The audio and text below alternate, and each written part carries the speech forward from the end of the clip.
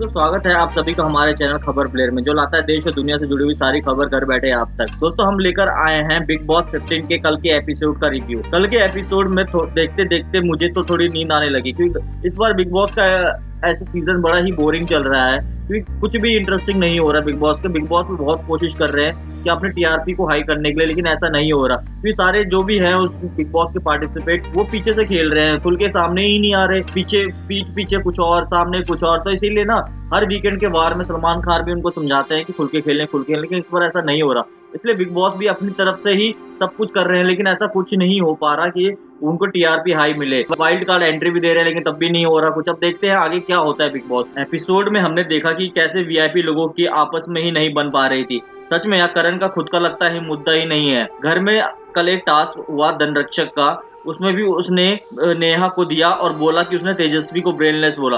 करण, तेजस्वी अपना खुद की लड़ाई लड़ सकती है, खुद की गेम खेल सकती है, वो भी एक स्ट्रांग है, और आप दोनों ही स्ट्रांग है, खुद के अलग अलग गेम खेल सकते हैं। पता नहीं इतने दिन हो गए करण, आपका कोई एक इंडिविजुअल दुश्मन नहीं है जिसके बारे में आप बोल सकते हैं। वैसे तो प्रतीक का बोलते, कल आप प्रतीक का नाम ले सकते थे, लेकिन आपने नेहा का नाम लिया क्योंकि उसने तेजस्वी को ब्रेनलेस बोला। करण, आपकी गेम इससे खराब होती जा रही है कि आपको कुछ नहीं दिख रहा है, बस आपको दिख रहा है तेजस्वी दिख रही है। तेजस्वी को अगर कोई बोलता है आप आगे आ जाते हैं। अच्छी बात है, फ्रेंडशिप में ऐसा होना चाहिए, लेकिन ऐसा भी नहीं ना कि आप अपनी भी गेम खराब कर ले इससे। तो इसीलिए आपको ये सोचना पड़ेगा, इसीलिए आगे आपको देखते हैं कि कैसे होगा ये। उमर रियाज एक ऐसा बंदा है जो घर में सामने आ रहा है निखर के बिल्कुल उसका गेम, और वो ऐसा बंदा है कि वो करण और तेजस्वी गलत होता है उनके सामने उनके मुंह पे सुना देता है। कल के एपिसोड में देख लीजिए, जब तेजस्वी और जब वो प्रतीक से सवाल पूछ रहा था, तब तेजस्वी करण आपस में कुछ बातें करते ही नहीं ऐसा नहीं है, सवाल होना चाहिए। तो उसने तेजस्वी को बोला कि आप मेरे मुद्दे में मेरे सवालों पे ऐसा नहीं कर सकते कि मेरा सवाल ऐसा है आपका नहीं है। तो इसीलिए उमर रियाज अब अपनी गेम सही में स्ट्रॉन्ग कर रहा है। तेजस्वी अपने ट्रैक से कभी कभी भटक जाती है,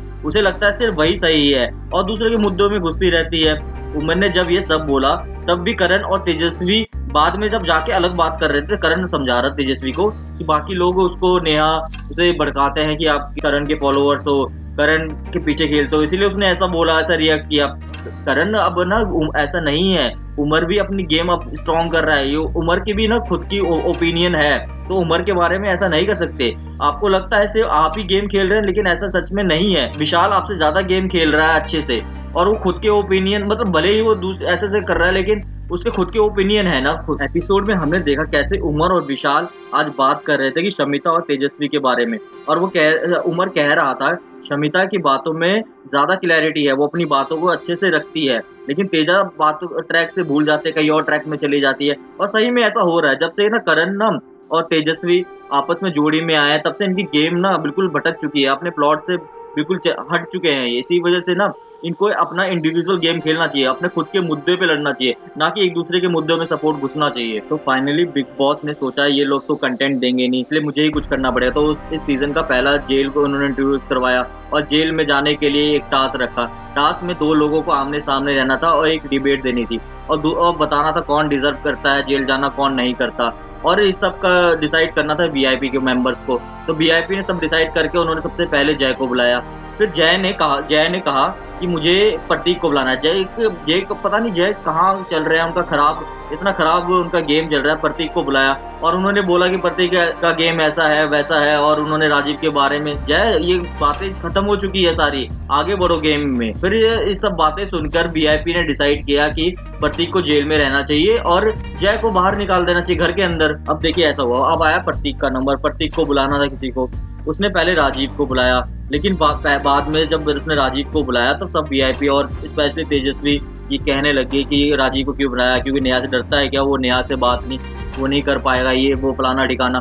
फिर उसने बाद में राजीव को जिनके नेहा को बुलाया, लेकिन उसने जो अब सच्चाई बताई, जिसने उसके पास नहीं था नेहा के बारे में बुराई करने का, उसने सिंपल बोला कि 10 दिन में मेरे को नेहा के पास जितना था मैंने बता दिया। लेकिन तेजा तो कोई अलग ही ट्रैक पे चलती है, उसने कहा नहीं प्रतीक हमें अच्छा लग रहा है, सच्चा लग रहा है, इसको बचाना चाहिए। लेकिन निशान एक अड़ गए थे वीआईपी में कि उन्होंने कहा नेहा को बचाना चाहिए, क्योंकि प्रतीक के पास कुछ ज्यादा उसके लिए था ही नहीं कुछ बोलने को। तो इसीलिए जो हमें जो टास्क में मिला है तो प्रतीक जेल में जाना बनता है। लेकिन प्रतीक ने सही जवाब दिया, लेकिन उन सबको वीआईपी को प्रतीक ने सही जवाब दिया। कितने दिनों से आप सबके लिए तो मैं ही खराब था, आज अचानक ही क्या हो गया कि मैं आपको जेल जाने के लायक नहीं लग रहा आपको, सबसे अच्छा लग रहा हूँ। आज का निशांत का गेम मुझे सबसे अच्छा देखने को लगा, क्योंकि उसकी बातों में क्लैरिटी थी। जो बोल रहा था एकदम सही बोल रहा था, और ये देख के सही लग रहा था कि उसने खुद के लिए स्टैंड लिया, ना विशाल की तरह की हर की बातों में अपना बस सिर हिलाना, हाँ हाँ करना। और तेजा को तो सुनना ही नहीं किसी को होता।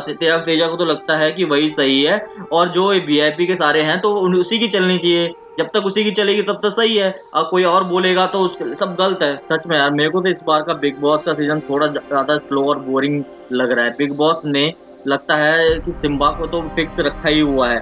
सब आसपास में लड़ रहे होते हैं, मर रहे होते हैं, लेकिन मजाल है सिम्बा को कोई फर्क पड़ जाए।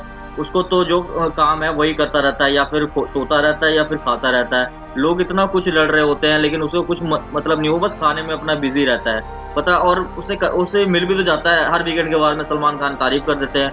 यहाँ लोग लड़ मर जाते हैं लेकिन उनको तारीफ के लिए तरस जाते हैं। सिम्बा को तो बैठे बैठे तारीफ मिल रही है।